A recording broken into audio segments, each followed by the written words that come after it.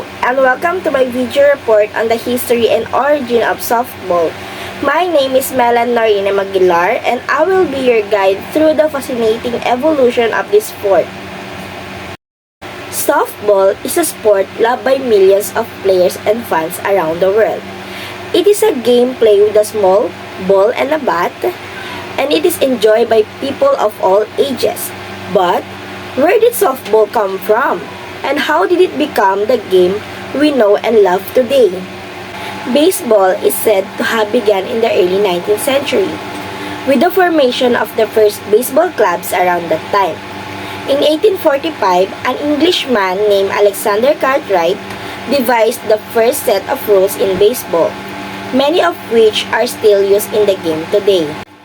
Over time, baseball became a game of strategy and hitting, with pitching and home run hitting become the benchmark of the game, depending on the strength of a team's bullpen and their home run hitters. Baseball teams are either big winners or big losers. However, the cost of admission to games continue to rise.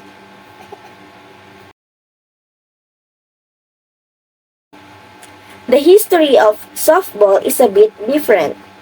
The name softball dates back to 1926 when it was coined by Walter Hackanson of the YMCA at a meeting of the National Recreation Congress.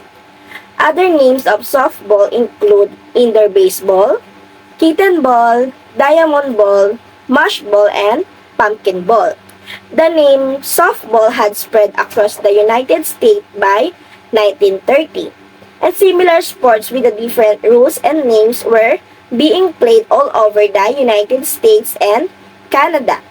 The formation of the Joint Rules Committee and Softball in 1934 standardized the rules and naming throughout the United States. However, despite the popularity of baseball or softball, they were dropped as Olympic sport for the 2012 Summer Olympic Games.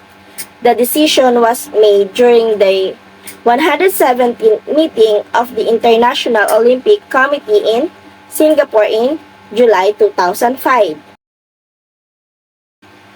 So, there you have it, the fascinating history of baseball or softball. From the early days of softball clubs to the standardization of softball rules, this sport have come a long way. While they may no longer be Olympic sports, it continues to be beloved by millions of people around the world.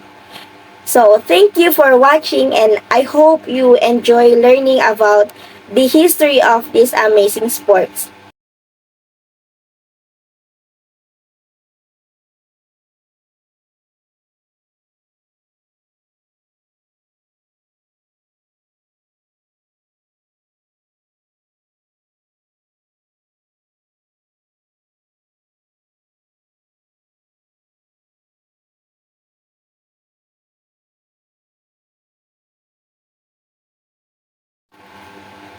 However, despite the popularity of baseball or softball, they were dropped as Olympic sport for the 2012 Summer Olympic Games.